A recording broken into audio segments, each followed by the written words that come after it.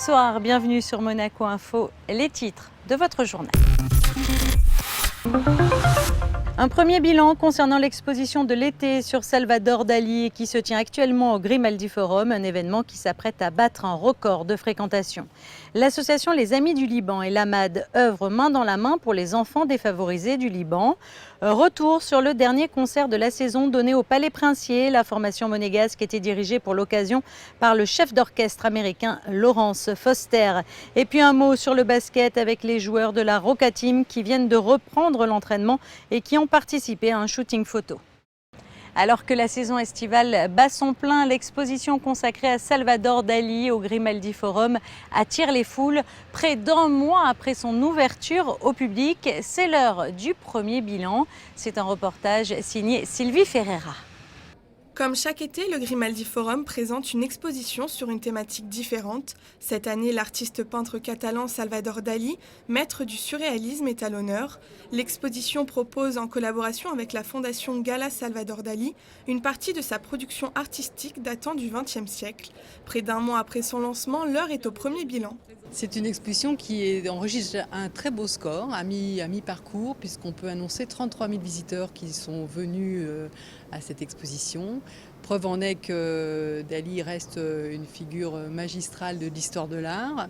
Et l'angle d'approche qui était consacré à redécouvrir le peintre plutôt que le personnage public fascine le visiteur, aussi bien l'amateur éclairé que le visiteur qui va découvrir pour la première fois ou redécouvrir Dali sous cet angle du peintre, découvrant la virtuosité de sa technique et son univers assez fascinant et hors norme. Nous sommes ravis, ça va même au-delà de nos espérances, au-delà du chiffre que nous avons obtenu l'année précédente avec l'Or des Pharaons.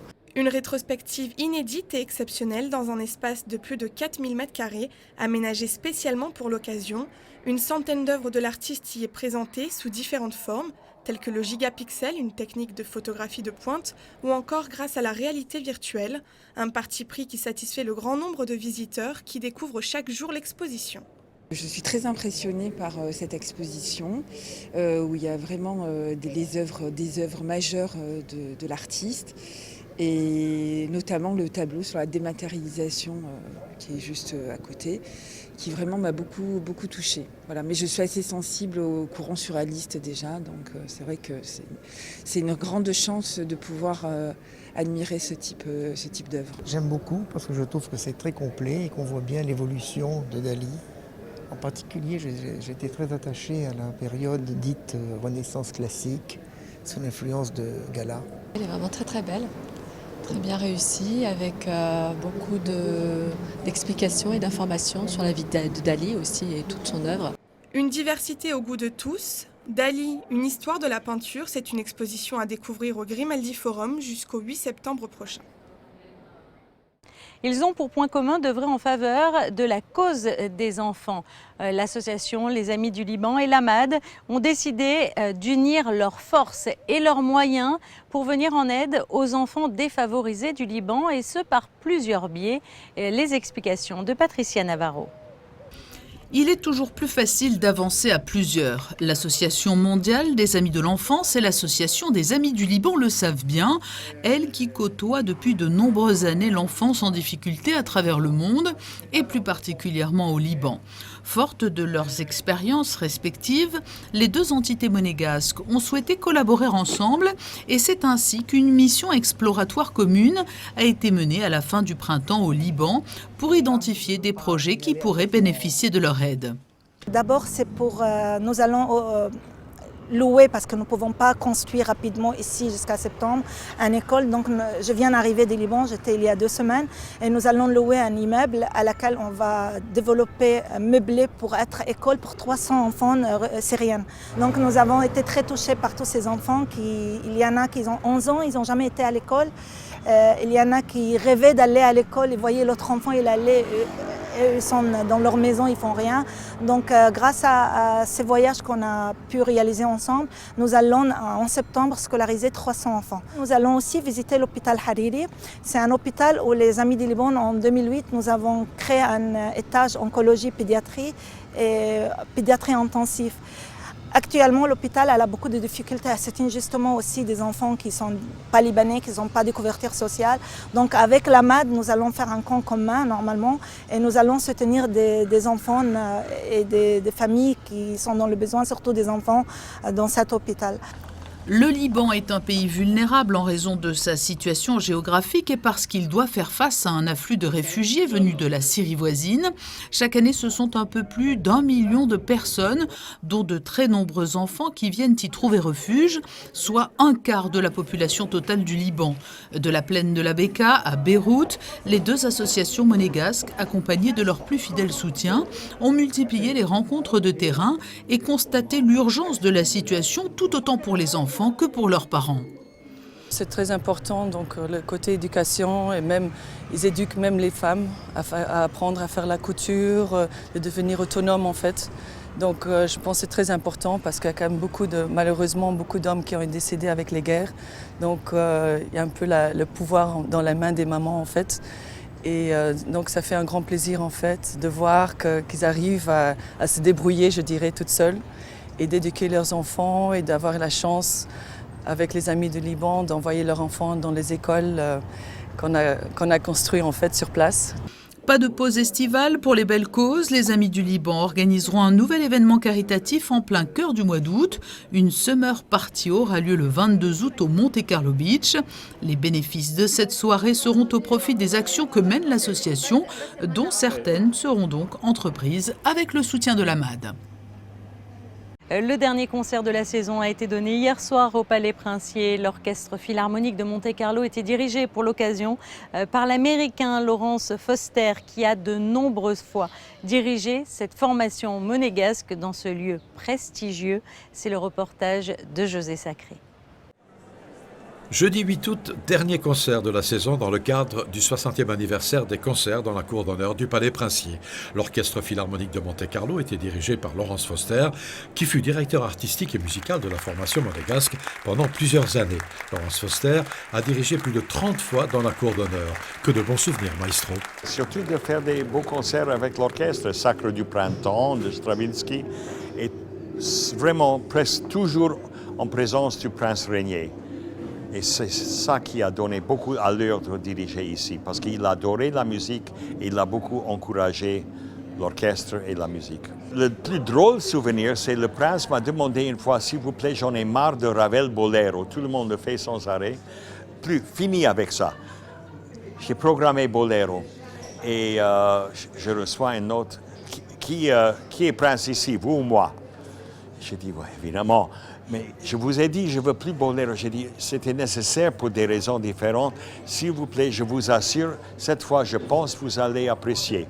Et j'ai envoyé un petit puzzle qu'on puisse faire dans 20 minutes. Alors, c'est passé par la sécurité. Madame Gallico lui a donné la petite boîte qu'il a ouvert avec intérêt. Et pendant le Bolero, il a arrangé de mettre ça ensemble, le puzzle. Et après, quand je suis allé le voir, il dit « Ça, c'est le meilleur boléro que j'ai jamais entendu ».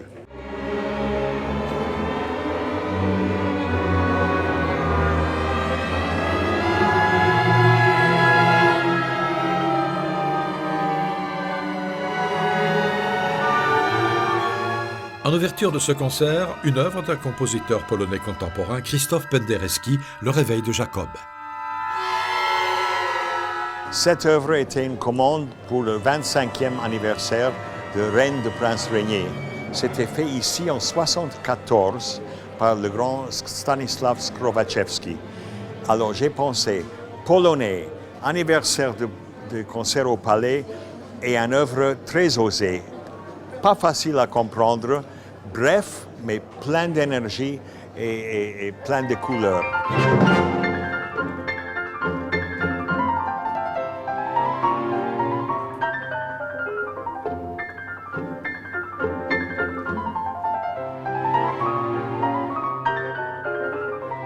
Un jeune pianiste polonais, Simon Nering, était le soliste du concerto numéro 2 pour piano et orchestre de Chopin. Pour terminer ce concert, Lawrence Foster avait choisi des pièces brèves mais enlevées de Dvorak et Tchaïkovski.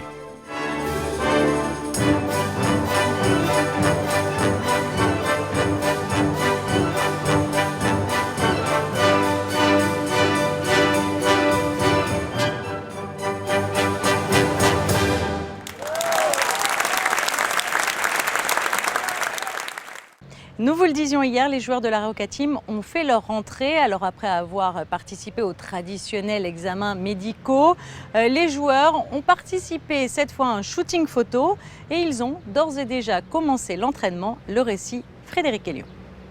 C'est la reprise pour la Roca Team après 3 jours d'examens médicaux et de tests physiques et avant le départ samedi matin pour Bormio où se déroulera le traditionnel stage de pré-saison du 10 au 25 août. Les Monégasques ont effectué leur premier entraînement collectif ce vendredi matin au stade Louis II. Au programme, un travail sur les systèmes, une session shoot et aussi un shooting photo pour les besoins de la Ligue nationale de basket. L'occasion de voir les nouveaux visages des nouvelles recrues, Will Yegete, Anthony Clemens, JJ O'Brien, Dylan Ennis, Kim Tilly et Landing Sané qui rejoignent dans l'effectif, Dibost, Eric Buckner et Yakuba Ouattara. Faut sourire, pas sourire? C'est un nouveau départ pour nous avec une nouvelle équipe. Cette année, j'ai pu choisir mes joueurs, bâtir mon effectif. Je suis très satisfait et surtout positivement surpris puisqu'ils sont tous arrivés en forme. Personne n'a de kilos de trop, parfois on entend des millions d'excuses pour des petits retards à la reprise ou autre. Là, ce n'est pas du tout le cas. Tout le monde est très sérieux et ça montre leur ambition. Après cette première session basket de la saison, place à la partie la plus importante de la préparation, le stage à Bormio. Une période essentielle de 15 jours pour créer la fameuse alchimie au sein de l'équipe, apprendre à se connaître et travailler physiquement. Il est à présent temps de faire un point sur les prévisions météorologiques pour les prochains jours. Demain samedi, ciel couvert, brumeux et très nuageux. Le vent soufflera à 15 km/h, la température de l'eau sera de 27 degrés. Il fera hors de l'eau 23 degrés le matin et 27 l'après-midi. Dimanche, le ciel restera nuageux avec des possibilités d'averses en début de matinée. L'après-midi, quelques éclaircies feront leur apparition. Il fera 23 degrés au lever du jour et 25 au meilleur moment de la journée. Lundi, alternance d'éclaircies et de passages nuageux dans la matinée. L'après-midi, les éclaircies se feront beaucoup plus rares et les nuages de plus en plus nombreux. Les températures 23 degrés le matin, 26 l'après-midi. Mardi, retour d'un temps ensoleillé, 20 degrés le matin, 27 l'après-midi. Mercredi, ciel voilé, mais les éclaircies seront prédominantes. Les températures 21 degrés pour la matinée et 26 pour l'après-midi. Jeudi, beau temps, il fera 20 degrés le matin et 30 l'après-midi. Cette édition est à présent terminée. Merci pour votre fidélité. Puis quant à moi, je vous retrouve très vite sur Monaco Info. À très bientôt.